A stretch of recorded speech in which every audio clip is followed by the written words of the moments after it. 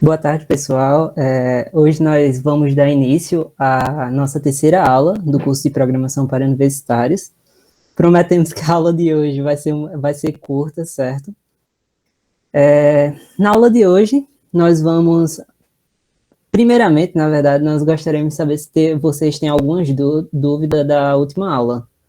Quem tiver, pode abrir o microfone e falar. Ou digitar no chat. Isso.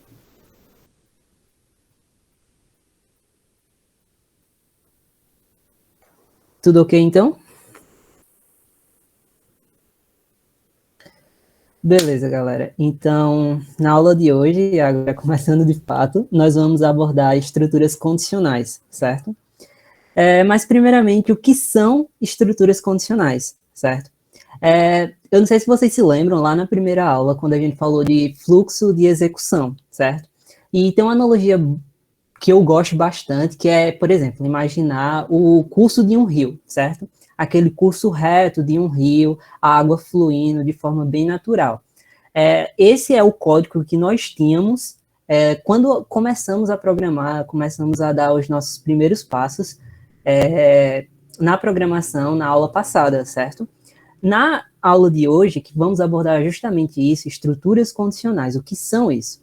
Estruturas condicionais, basicamente, são outros caminhos, certo? Que o teu código, ele pode seguir.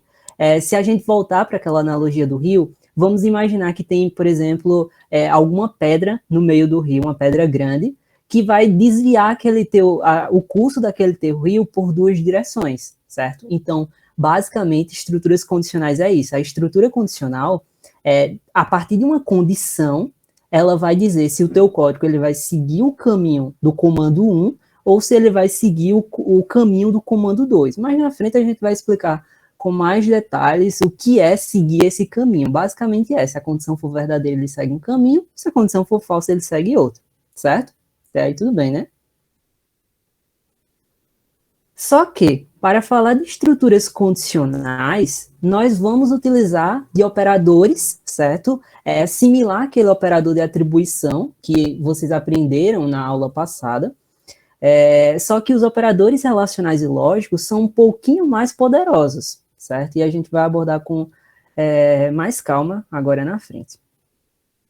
Então, o que são os operadores relacionais? Basicamente, os operadores relacionais, eles vão estabelecer uma relação entre dois entes, certo? Entre duas variáveis, entre dois valores. Nós temos os seguintes operadores, certo? Eu vou ter o operador de igualdade, que nós devemos tomar cuidado com esse operador de igualdade, porque muitas pessoas, eles costumam confundir esse operador de igualdade com o operador igual que utilizamos para atribuição, certo? E são dois operadores diferentes. O operador de igualdade na computação é o igual, que é essa primeira linha da tabela, que equivale ao símbolo matemático igual. Por isso que muita gente confunde, certo? O operador de atribuição com o operador relacional de igualdade, certo? Então, o operador de igualdade é igual a igual. Operador maior que é o mesmo da matemática, certo? É a chave angular, certo? É a chave angular para a direita. Menor que, chave angular para a esquerda, a terceira linha da tabela. Igual na matemática. Diferente, a gente utiliza exclamação igual, que equivale ao símbolo diferente da matemática, que é aquele igual cortado. O símbolo maior ou igual, nós utilizamos da seguinte forma. O maior, a chave angular aberta para a esquerda, no caso, aberta para a esquerda, chave angular direita, igual, certo? Que equivale ao operador matemático maior ou igual, aquele que a gente já conhece das aulas de matemática, certo? E o operador relacional menor ou igual é a chave angular para a esquerda, certo? E igual. Algumas pessoas costumam confundir esse operador na forma de escrevê-lo. Algumas pessoas costumam colocar, por exemplo, igual e a chave angular para a direita. E aí, nesse caso, está errado. A chave angular ela vem antes e depois vem o operador igual, certo? E aqui, nesse caso, algumas pessoas costumam, na última linha da tabela, algumas pessoas costumam colocar o símbolo de igualdade e o operador relacionar a chave angular esquerda antes. E no caso, ela acha o igual é sempre antes da chave angular, certo? Alguma dúvida? Certo. Então, boa tarde, pessoal. Antes de entrarmos na parte de operadores lógicos, gostaria de contextualizar algo para vocês. Como vocês devem lembrar da aula passada, o Python ele suporta diversos tipos primitivos, como, por exemplo, o tipo inteiro, o tipo ponto flutuante, o tipo string e também o tipo booleano. E o tipo booleano ele suporta apenas dois valores, que é valores true e valores false, valores verdadeiros e valores falsos, certo? E durante essa parte de operadores relacionais lógicos, nós iremos utilizar bastante esse tipo booleano, justamente na parte de condições, para verificar se algo é verdadeiro ou se algo é falso. Então, considerando isso, nós podemos dar entrada, né, na questão dos operadores lógicos. Pode voltar. Em Python, os operadores lógicos são divididos em três. Primeiramente, a gente tem o NOT, que realiza uma operação de negação. E depois a gente tem o AND, que realiza uma operação de I, certo? E a gente tem o OR, que vai realizar uma operação de OR. E a gente vai explicar posteriormente todas essas operações. Pode passar. Então, antes de explicarmos o NOT, vocês estão olhando essa tabela, que é uma tabela verdade. E o que é uma tabela verdade? Uma tabela verdade basicamente é uma forma de definir o valor lógico de uma sentença ou de uma proposição. Então, pense que uma sentença é uma frase, né? Então, vamos supor, a lâmpada está acesa. A lâmpada está acesa é uma sentença, e essa sentença seria representada por V1, que está na tabela. E essa sentença, né, que a lâmpada está acesa, ela pode ser tanto verdadeira como falsa, certo? Se for verdadeira a sentença, o valor lógico de V1 vai ser V. Se a sentença for falsa, se a lâmpada estiver apagada, o valor lógico de V1 vai ser F. E aí, o que é que o NOT faz? O NOT vai negar essa sentença. Então, o NOT vai negar o valor lógico dessa sentença, perdão. Então, vamos supor que o valor lógico da sentença V1 é V. Então, se eu coloco NOT V1, eu vou negar essa verdade. Então, vai se tornar o resultado, né, da operação vai ser uma falsidade. Já se V1 for falso, se a lâmpada estiver apagada, eu vou negar essa falsidade. Então, o resultado de NOT V1 vai ser verdadeiro, certo? Até aí, tudo certo? Pode passar. E aí, nós também temos o operador AND, né? O operador AND, diferentemente do NOT, ele vai precisar de duas proposições. E ele só vai ser, o resultado do AND só vai ser verdade quando as duas proposições elas forem verdadeiras. Então, na primeira coluna aqui nós temos a proposição 1 e na segunda coluna nós temos a proposição 2. Então, no primeiro caso aqui, temos que a proposição 1 ela é verdadeira e a proposição 2 também é verdadeira. Então, o resultado dessa operação de AND também vai ser verdade.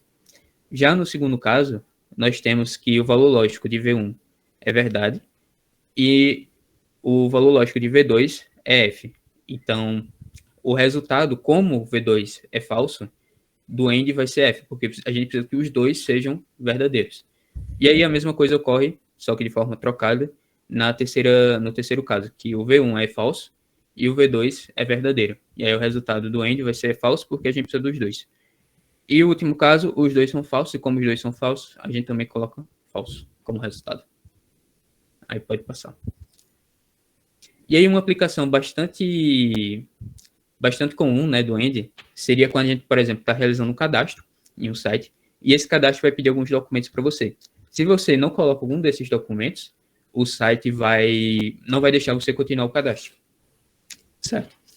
E aí, neste caso aqui, né, ele está pedindo para a gente fazer o cadastro com o RG e o CPF.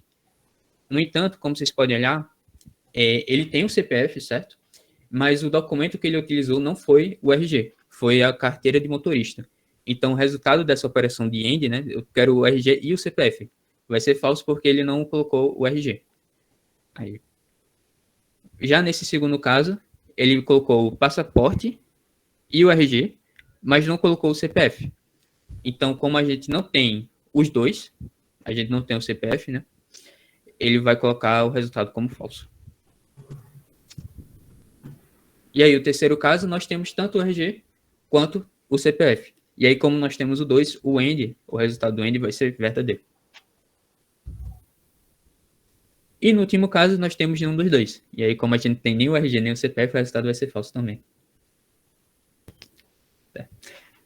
E aí, dado o end, a gente também tem o OR, que é o representado em Python pelo operador OR, que basicamente você precisa que pelo menos uma das proposições sejam verdadeiras. Então, nesse primeiro caso, nós temos que as duas são verdadeiras, e aí o resultado lógico do OR vai ser verdadeiro.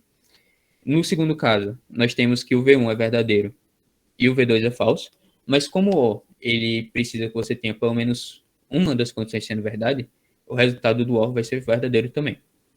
E aí no terceiro é a mesma coisa, só que ao contrário, novamente, né? O resultado de V1, o valor lógico de V1 é falso e o valor lógico de V2 é verdadeiro.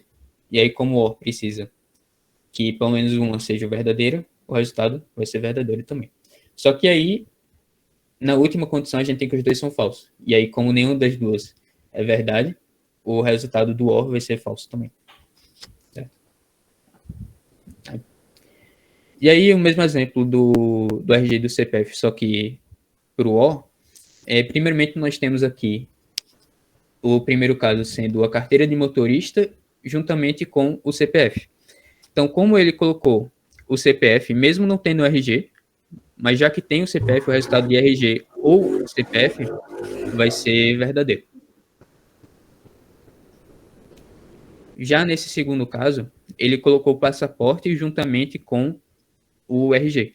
Então, mesmo que ele não tenha o CPF, como a gente tem o RG no OU, então o resultado dessa operação seria verdadeiro.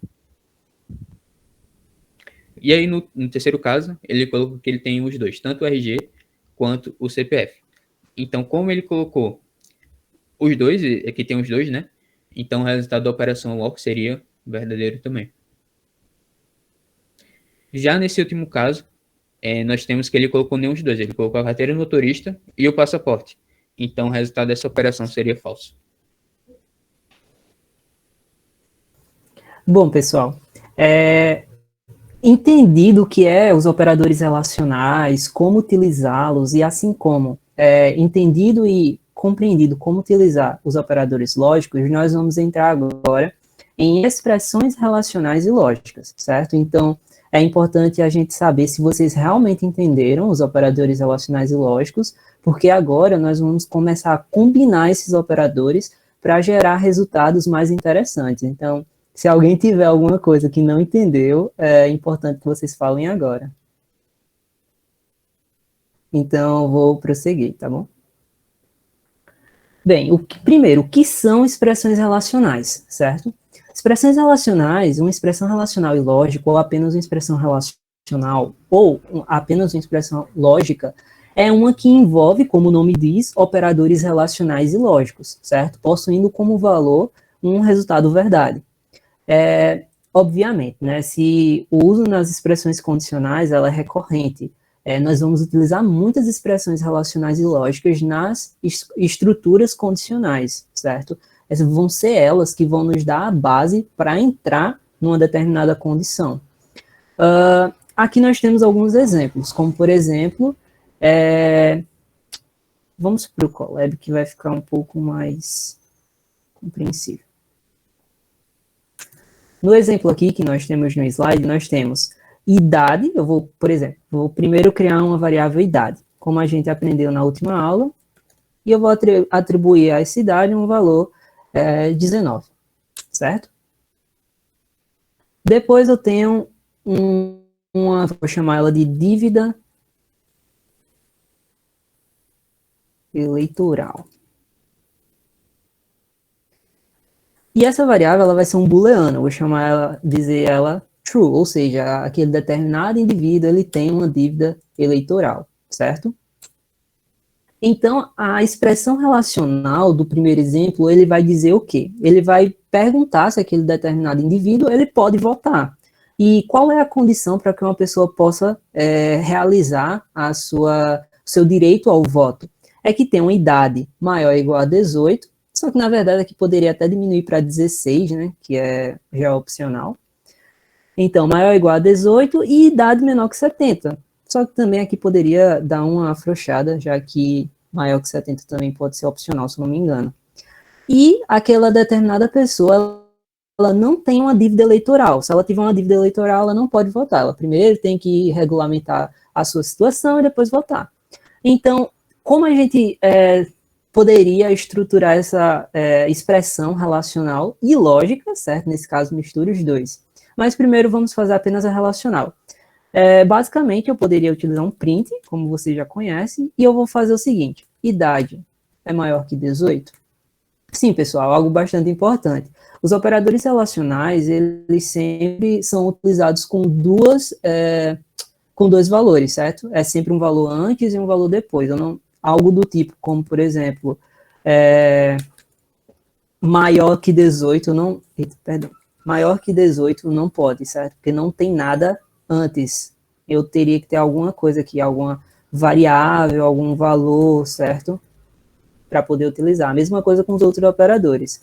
Menor, diferente. A mesma coisa com os operadores lógicos, o AND e o OR. A única exceção é o NOT. O NOT ele é um operador que a gente chama de unário, porque ele é utilizado com única variável. Mas, com calma, a gente entra nesses detalhes. Então, o primeiro operador, o maior, certo? Então, a gente está verificando que se a idade que a gente criou aqui, essa variável, ela é maior que 18. Quando a gente executa a célula, ele vai dizer que é true, ou seja, que é verdade. Se a gente fizesse o menor, ou seja, se a idade ela é menor que 18, ele vai dizer o quê? False, porque a idade a gente criou com o valor 19. E se agora eu dissesse assim, idade é igual a 18? Lembrando, pessoal, o operador de igualdade é diferente do operador de atribuição, certo? Que é esse aqui que a gente utiliza para iniciar as variáveis. Então, se eu utilizar esse print, ele vai dizer o quê? False, porque idade não é igual a 18, certo? E os outros operadores, maior igual, certo? Ou menor igual. Então, as expressões relacionais, só expressões relacionais seriam essas, e as expressões lógicas, como o Gustavo disse, utilizando os operadores AND, OR e NOT, certo? Só que vamos criar aquela expressão relacional do exemplo, relacional e lógica. Então, vamos lá. Primeiro, idade, ela é maior ou igual a 18, só que agora eu vou mesclar com o operador lógico, AND, certo? Ou seja, eu estou perguntando, primeiro, eu quero saber, essa primeira parte da sentença, da expressão, ela é verdade? Se ela for verdade, então vamos para a segunda parte, que é qual? Idade é menor que 70, certo? Então, aqui, ó, pegando o exemplo. Idade a gente inicializou com 19, então ele vai perguntar, idade é maior ou igual a 18? Vai dar o quê, galera? Vai dar true, certo? Então, desse lado aqui, ó, vou até comentando. Eu colocar aqui. Aqui vai dar true, certo? E agora ele vai analisar o outro lado da expressão. Ele vai perguntar, idade é menor que 70? Então ele vai pegar aqui, ó, idade a gente inicializou com 19, então ele vai fazer 19 é menor que 70? Ele vai dizer o quê? Que é true. E agora ele executa o operador lógico. Então ele vai dizer true e true, certo? Ou seja, ele vai utilizar aquela expressão que Gustavo utilizou, que é, imagine como se fosse um mais, certo? Então, ele vai fazer true e true, ou seja, true mais true vai dar o quê? Vai dar true, certo? Até aí tudo bem, né, pessoal? A próxima parte, ele vai utilizar o quê? Ele quer saber se aquela determinada pessoa tem uma dívida eleitoral. Então, a gente agora concatena essa expressão com outro operador AND e utiliza a variável dívida eleitoral.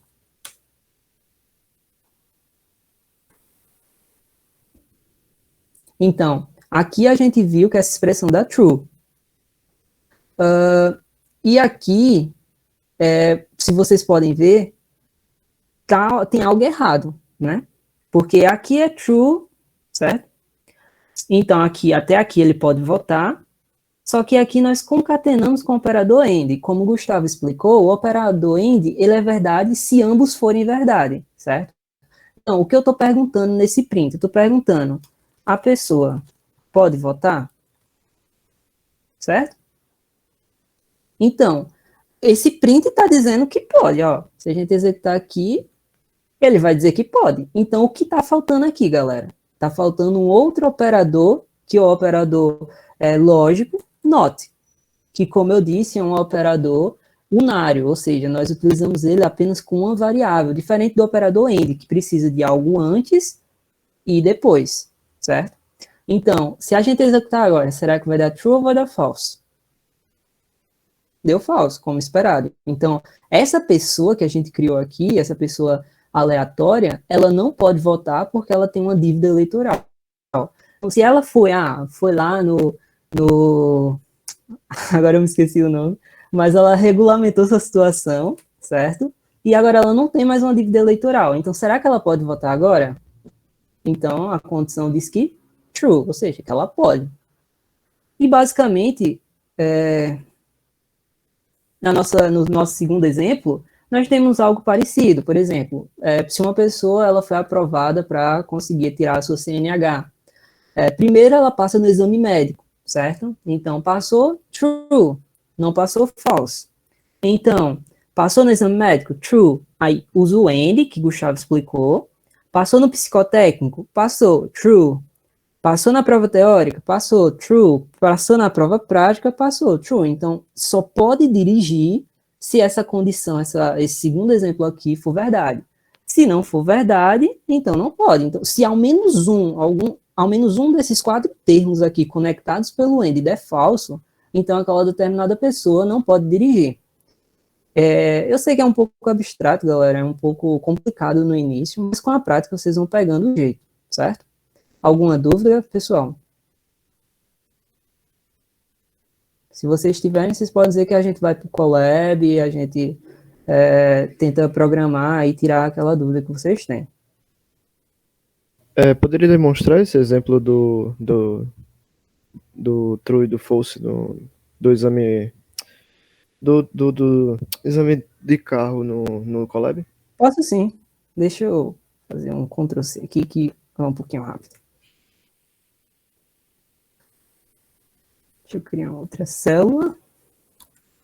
Eu vou criar as variáveis aqui, ó. Exame médico, eu vou dizer que tá true. O psicotécnico, vou dizer que tá true também. Vou colocar todos true, galera.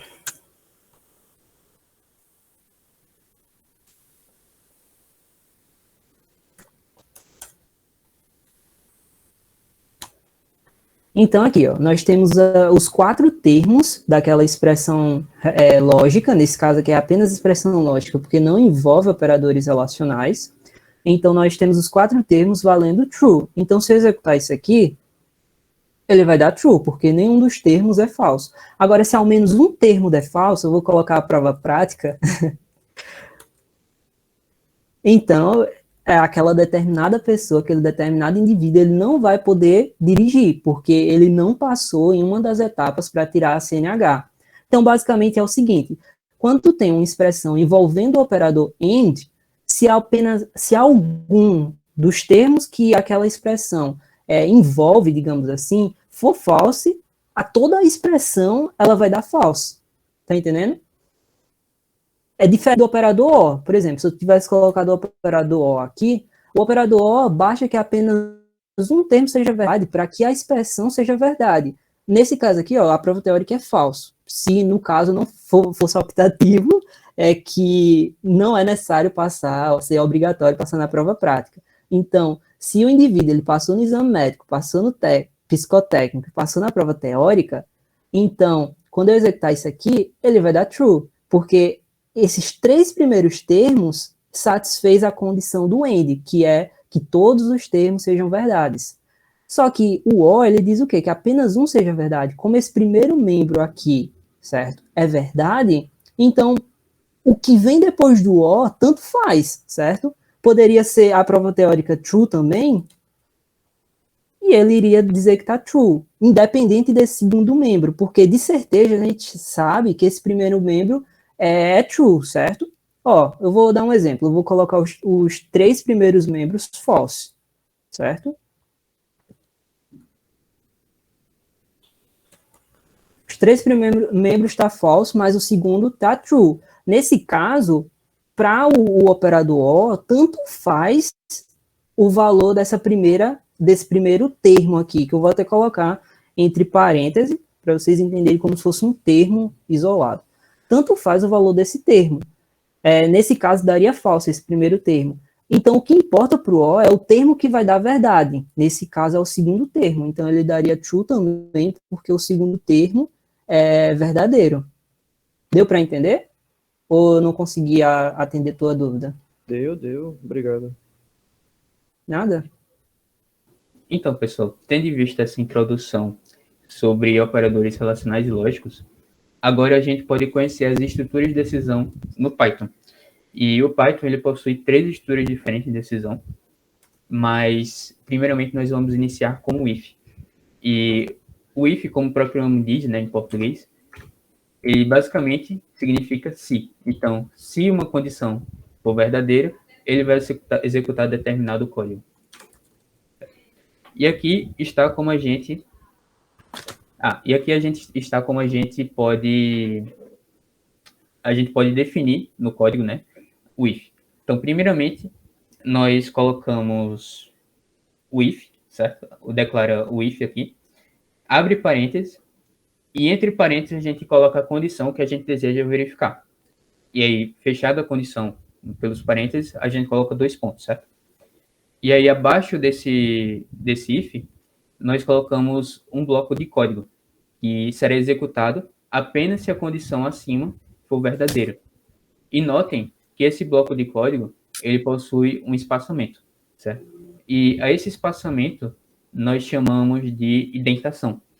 E basicamente é um tab, ou então 2 espaços, e aí fica livre para você utilizar qual você acha melhor, certo? Mas tudo que está com esse espaçamento, e esse espaçamento é de extrema importância no Python, vai ser executado caso a condição acima seja verdadeira. E aqui a gente tem um fluxograma que exemplifica melhor o if. Então, primeiramente, ele vai realizar o teste de condição, e se a condição for verdadeira, ele vai executar o bloco de código. No entanto, se a condição for falsa, ele vai simplesmente pular esse bloco de código, certo? E executar o restante do programa como se nada tivesse acontecido. E aí, como eu falei anteriormente, né, a indentação é de extrema importância quando você está programando em Python. Então, sempre que você declara um if, né, lembre-se que, caso você queira que determinada linha de código seja executada apenas se a condição acima for verdadeira, você coloca o espaçamento, que é representado por um tab, ou então 2 barras de espaço. Tá? E aí, tudo certo nessa parte? Questão do if, que a gente vai para o Colab.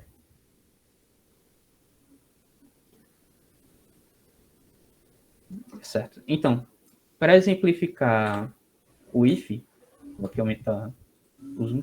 Para exemplificar o if, a gente pode criar 2 variáveis aqui.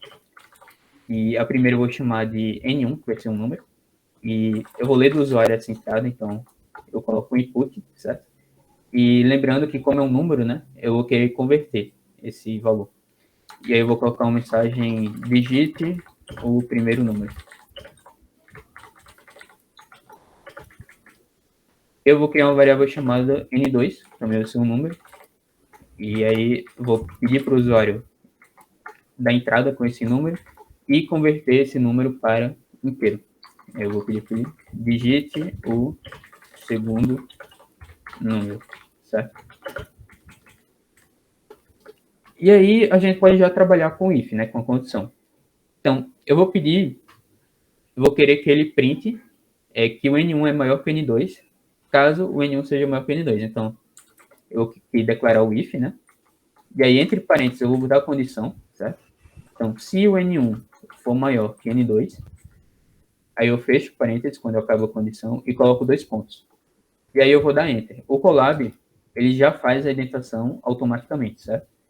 Mas, caso você estivesse programando no bloco de notas, por exemplo, você teria que dar um tab, ou então você teria que dar 2 espaços assim, certo? Então, eu vou querer que ele printe que o N1 é maior que o N2, se o N1 for maior que o N2, né?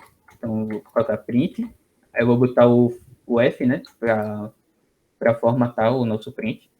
E aí, entre chaves, eu coloco a variável, que vai ser N1, é maior que... Aí, entre chaves, eu boto novamente a variável, é maior que N2. E aqui eu vou colocar outro print que vai ser dizendo que o programa foi executado. O programa foi executado. Certo? Então, rodando aqui, ele vai pedir o primeiro número, que eu vou dizer que é 3. E o segundo número eu vou dizer que é 1. E aí, ele vai checar, né, essa condição aqui, quando eu dei entrada. E como o N1 ele é maior que o N2, o resultado dessa operação aqui é true. E ele entra no bloco de código relacionado a esse if. E aí ele vai printar que o N1 é maior que o N2.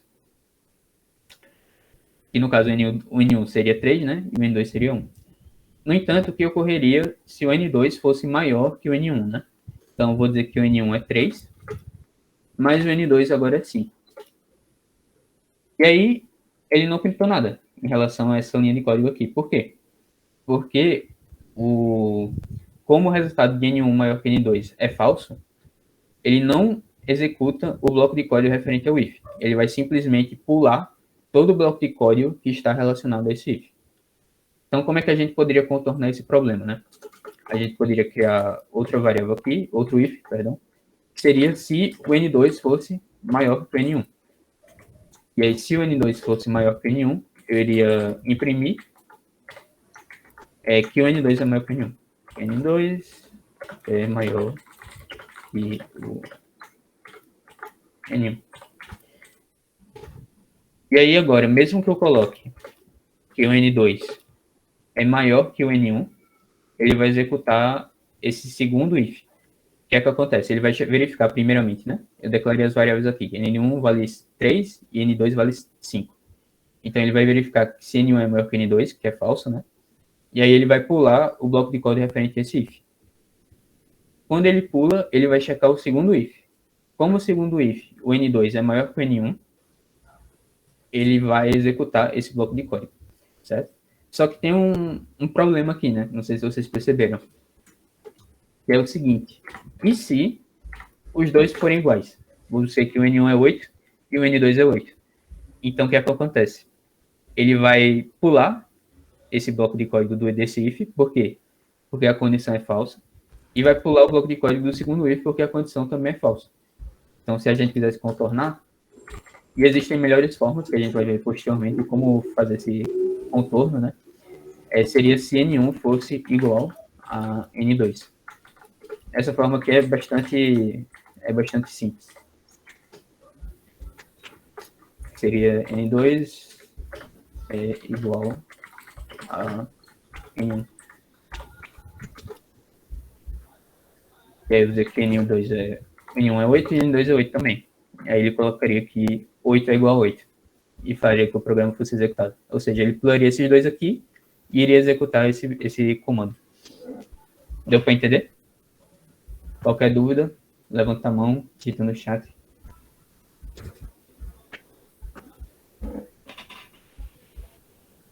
Então, acredito que seja isto. Bem, pessoal, depois de ter visto o if, a próxima estrutura é o else. Como o próprio nome já diz, o else é o senão, ou seja, naquele exemplo que Gustavo mostrou, por exemplo, nós repetimos, seguimos vários ifs seguidos. Por exemplo, o que estaria acontecendo seria mais ou menos isso. A gente tem um teste de condição, certo? E aquele teste de condição que Gustavo executava só entrava no if, toda vez eu quero dizer else, só entrava no if quando era verdadeira, certo? Só que, e se a condição fosse falsa? Digamos que eu queria realizar algum cálculo com N2, se aquela condição ela fosse falsa. E aí, nesse caso, o else, que é o senão, entra justamente para isso. Ou seja, se aquela condição ela for falsa, eu executo algo, certo? Com ela, que no bloco else, e depois eu sigo a minha linha de código normal. Como assim? Vamos para o código. aquele exemplo que Gustavo colocou, por exemplo, eu vou ter N1, converter ela para int, certo?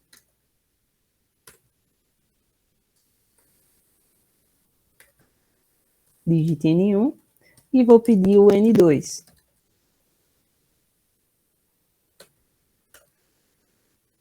Digite N2. Então, basicamente, digamos que eu tenho um if aqui, certo? É opcional, galera, utilizar os parênteses ou não, certo? No Python eu não sou muito fã, então eu vou colocar aqui, ó. If é maior que N2, então digamos que que o N1 é maior que N2, eu quero realizar algum cálculo com N1 e manter N2 normal, certo? Sem nenhuma alteração. Então, por exemplo, eu vou pegar N1 e vou somar, utilizando aquele operador de acumulação, com 2, certo? Só que, e se N2 for maior, certo, que N1? Então, o que eu posso fazer? Aí, nós vamos utilizar da nossa segunda estrutura condicional, que é o else, certo? O else basicamente se essa condição aqui ela for falsa, ele não vai entrar no bloco N1, certo? Ele pula esse bloco e vai entrar no bloco else. Então, eu pego o N2 e, por exemplo, subtraio 2. Então, se eu printar aqui, ó, print valor N1 e valor N2, que nós teríamos. Por exemplo, vou digitar N1 4 e N2 eu vou digitar 19. Que valor sairia no N2? Ó, percebam. N1 permaneceu com seu valor inicial, que é o 4, e N2 fez exatamente aquilo que a gente queria, ou seja, ele subtraiu 2 de N2, então N2 printou com quanto? 17.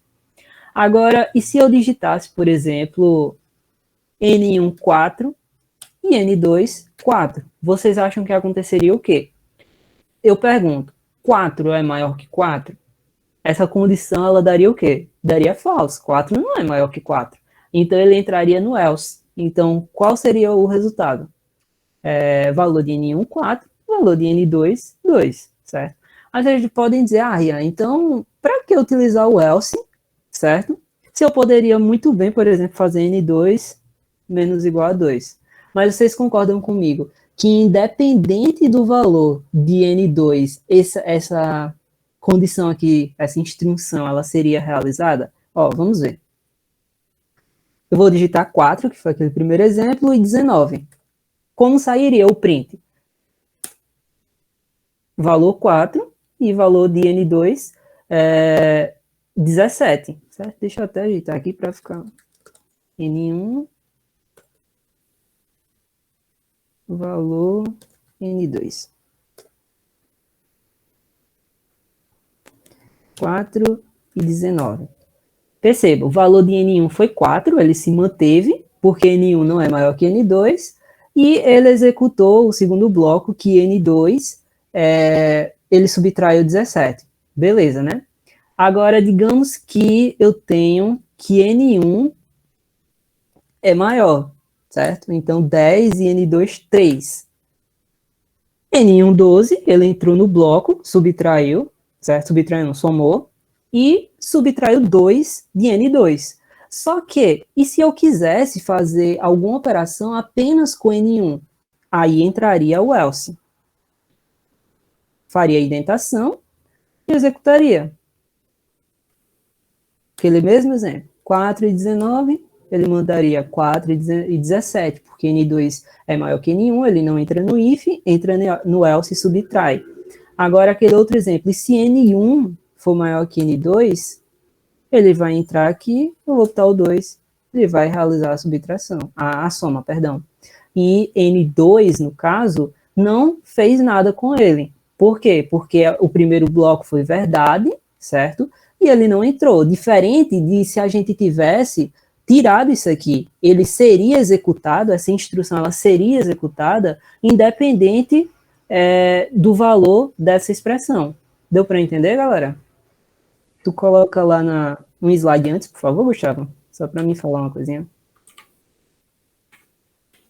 Beleza. Sim, galera. E tem mais uma coisa. O else, ele só existe se for acompanhado do if, certo? Então, se eu não tiver o bloco if, eu não posso utilizar o bloco else.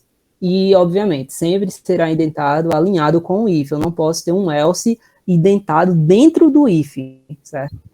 E só terá o seu bloco de instrução executado se a condição do if ela for falsa. Beleza. Para exemplificar o que Rian falou, seria basicamente isso aqui. Eu vou tentar declarar um else sem que eu tenha declarado um if. Aí, quando eu executo, o código vai dar erro. E aí, outra coisa seria se eu declaro else, né? Só que o else, ele vai estar... ele não vai estar identado, ele vai estar identado juntamente com o if, né? Ele vai estar meio que jogado no código assim. Como se ele estivesse dentro do if. Como se ele estivesse dentro do if. Aí eu teria que tentar executar, só print alguma coisa. E aí vai dar erro. E aí ele fala o erro. Não está indentado e não está de acordo com o nível de indentação do if. Então, sempre se atentem, né, aí a questão da indentação.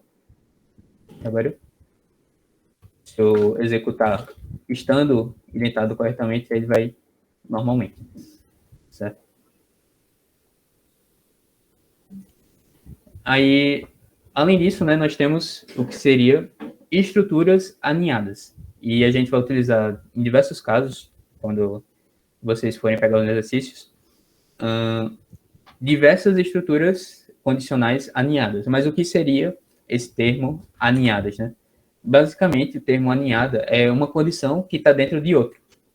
Então, como é que a gente faria isso? Como vocês podem perceber aqui, primeiramente, a gente vai definir a primeira condição através do if. Então, se a condição for verdadeira, certo? Ele vai executar o bloco de código referente a essa condição 1. Sendo que o bloco de código referente a essa condição 1 vai ter outro if, que vai ser se a condição 2 for verdadeira. E aí, esse segundo if vai ter também um bloco de código referente ao seu if. Então, note que o bloco de código vai estar identado em relação a esse if daqui. Então, tem que ter dois espaçamentos. Um para o if mais externo, né? 2 tabs. Um para o if mais externo e um para o if mais interno. E aí, esse bloco só seria executado quando a condição for verdadeira e a condição 2 também for verdadeira. E a gente também tem um else, que seria executado se a condição for verdadeira e se a condição 2 for falsa. Certo? E aí, note-se que se você quiser fazer algo a mais posteriormente a essa condição aqui, se é aumentar a variável em 2 unidades. Então, você poderia colocar alinhado com esse if daqui, se quisesse, né? E aí o if mais externo, ele acaba justamente no limiar da parede do seu código, basicamente. Certo? Mas essa parte é mais abstrata, fica melhor se colocar aqui no Colab. Então, para esse exemplo aqui, eu vou colocar... Vamos pensar no seguinte caso. A gente tem uma empresa de telemarketing, né? Uma empresa de telefonia, perdão. E essa empresa de telefonia, ela vai cobrar por minuto que o usuário utilizou no seu plano. E o preço por minuto vai depender da quantidade de minutos que o usuário utilizou. Sendo, se ele utiliza por mais minutos, o preço diminui como uma forma dele se manter no plano da telefonia. Então, como é que a gente faz? Eu vou colocar aqui para ele receber uma entrada do usuário, que seria um inteiro, né? Porque minutos são valores normalmente inteiros. Digite a quantidade de minutos utilizada do serviço. Certo? E aí, eu vou também declarar uma variável chamada preço, que inicialmente vai conter o valor 0. No entanto, eu vou modificar esse preço dependendo da quantidade de minutos que o usuário utilizou. Então, se a quantidade de minutos que o usuário utilizou foi menor que 100, então, se minutos for menor que 100, eu vou dizer que o preço ele vai ser de 0,2. No entanto, se a quantidade de minutos que o usuário utilizou, eu vou dizer um else, né? Se a quantidade de minutos que o usuário utilizou for maior que 100, eu vou declarar o else, certo? E dentro desse else, eu vou colocar outro if. E aí perceba-se que ele está justamente identado em relação ao else, né? E eu vou colocar aqui a condição que é, se a quantidade de minutos for maior que 100, né? Porque seria se essa condição aqui for falsa, for maior ou igual a 100. E for menor que 400, então o preço do serviço vai ser 0,18. E aí perceba que essa instrução aqui, ela está indentada tanto em relação a esse if aqui, certo? Como em relação a esse else. Você tem que dar 2 tabs, ou 4 espaços aqui. Seria 2 em relação ao primeiro else e 2 em relação ao if. E aí, eu vou colocar outro else aqui, certo? Que vai ser em relação a esse if daqui de cima. E vai ser se a quantidade de minutos for maior ou igual a 400. Então, eu vou dizer que o preço, se a quantidade de minutos for maior ou igual a 400, vai ser de 0,15, certo? E aí, ao final, eu vou pedir tanto para ele imprimir o preço do serviço por minuto, o preço do serviço por minuto foi de...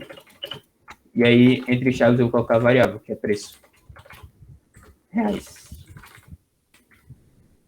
E além disso, eu vou fazer um cálculo aqui, que vai ser o total que ele vai ter que pagar, né, ao final do mês da fatura. O total seria o preço por minuto multiplicado pela quantidade de minutos. Então, o total vai ser igual a preço multiplicado, aí você usa o asterisco, pela quantidade de minutos. E aí eu vou colocar outro print, né, para dizer o total que ele teve que pagar. O total a ser pago será de... E aí, entre as chaves, eu vou colocar total. Reais. Certo? E aí, quando eu executo, vamos supor que eu coloco que a quantidade de minutos que ele utilizou do serviço foi de 220. Certo?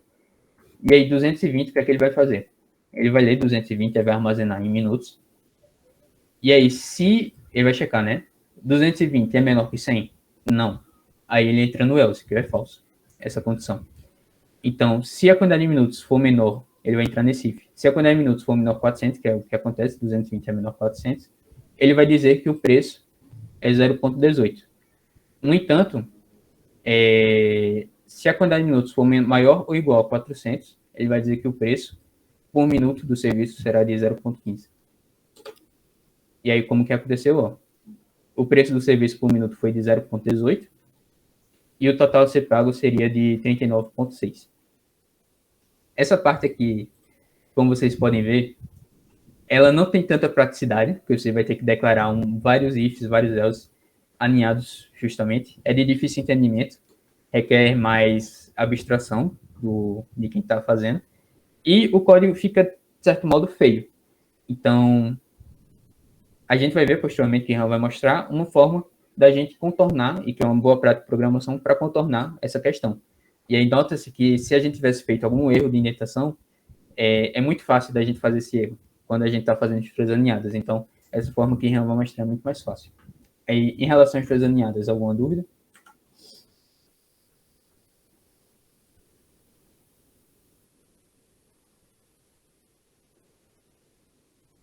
Tranquilo. Parar de compartilhar aqui, então.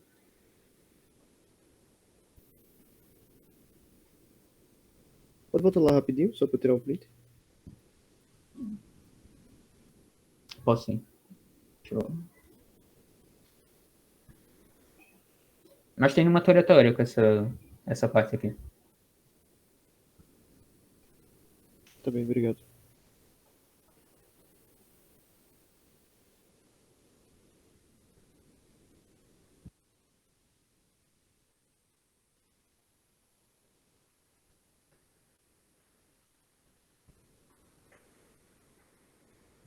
Bem, pessoal, como o Gustavo disse, fazer estruturas alinhadas, elas não é nada prático, certo? Se aquelas condições que você for declarando for muitas, você vai fazer uma estrutura aninhada enorme. Eu não sei se vocês conseguem observar isso, mas caso contrário, a gente vai fazer no código. E para não ter que fazer estruturas aninhadas, nós temos esse outro operador, que é o elif. Basicamente, o elif é uma junção do else com o if. Certo? O formato do elif é o seguinte, tu vai ter o if, certo? A condição. Só que se essa condição for falsa, ele vem para o elif. É como eu disse, é como se fosse um else junto com o if, certo? E no final, se todas as condições forem falsas, ele executa o else, que a gente já conhece. Basicamente, o elif, ele faz verificações.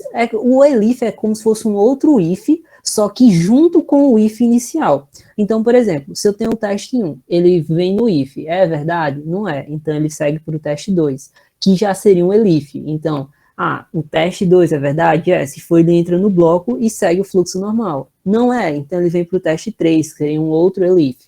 Mas só falar assim, mostrar diagramas, é um pouco abstrato. Nós vamos para o código, que agora fica bem mais fácil de compreender isso, certo? Eu gosto de utilizar como exemplo, por exemplo, deixa eu pensar aqui, categoria, que é o que tem no slide. Se essa categoria for, por exemplo, 4, não, eu vou pedir para o usuário digitar a categoria. Cat put, digite uma categoria.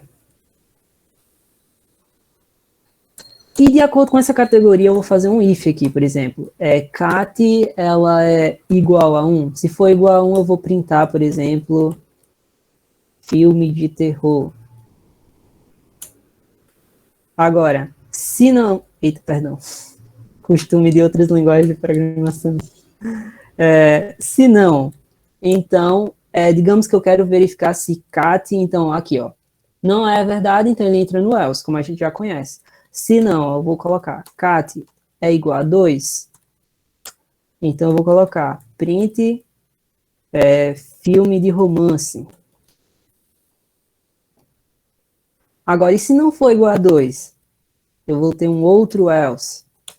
If cat igual a 3, então eu coloco print filme de comédia.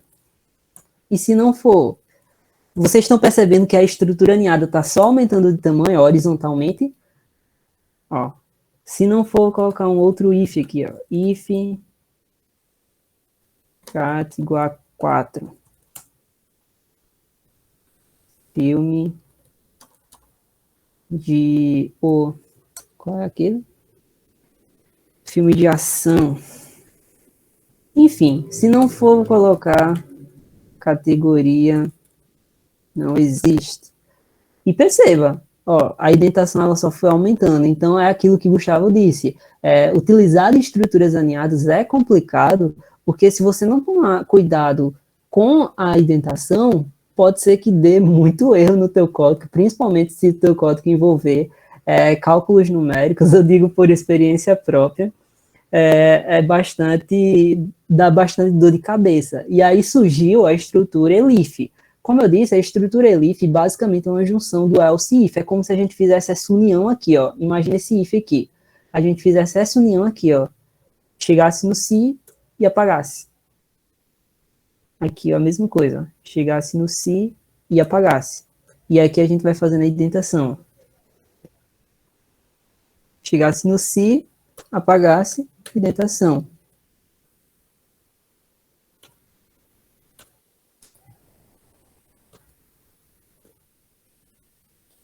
Vou só ajeitar a indentação aqui para ficar bonitinho. Pronto. E caso nenhuma dessas condições sejam atendidas, ele entra no else normalmente. Perceba como o código ficou até mais visível, mais agradável visivelmente, certo? Utilizando o elif em vez da estrutura aninhada else if. Se a gente executar aqui, galera, por exemplo, eu vou executar a categoria 3, filme de comédia, como a gente esperou. Categoria 1, filme de terror.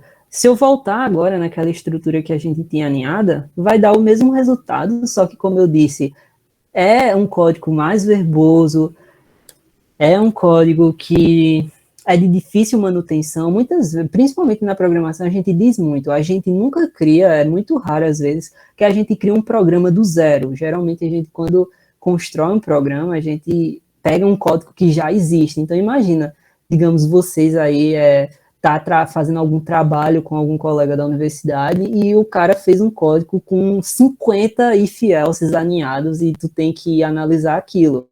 Assim, boa sorte, porque vai dar muita dor de cabeça a analisar um código assim.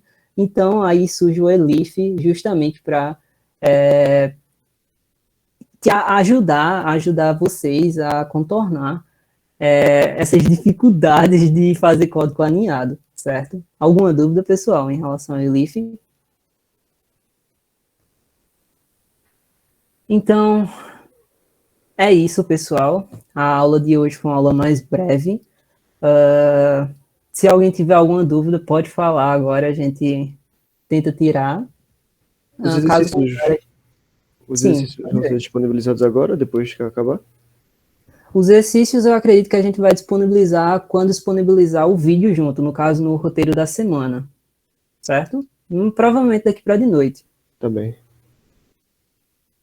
Mas lembrando também, galera, que o primeiro exercício da lista 1, em virtude daqueles problemas que teve com o Uri, que no início da semana ele estava caindo o site, então a gente prolongou até amanhã, até as 2 horas de amanhã, certo? No caso, 2 horas da tarde. Mais alguma dúvida, pessoal? No aviso tinha 4 horas. Esse Uri é o Big Crowd? Perdão, é porque a gente tava... antigamente o Big Crowd se chamava Uri, aí a gente da programação ainda não tá acostumado a chamar esse nome, não. Mas é o Big Crowd.